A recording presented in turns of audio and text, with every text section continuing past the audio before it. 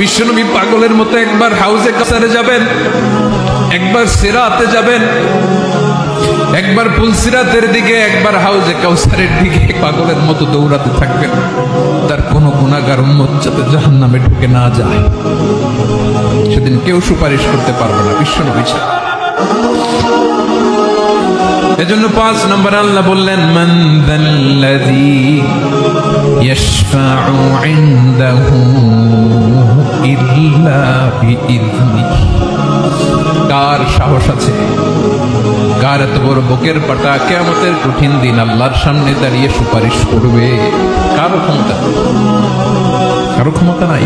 বিশ্বনবী সেদিন সিজদায় পড়ে উম্মতের জন্য কাঁদবেন, সবাই কাঁদবে, নফসি নফসি, আল্লাহ আমারে বাঁচাও, আল্লাহ আমারে বাঁচাও। বিশ্বনবী বলবেন, উম্মতি উম্মতি।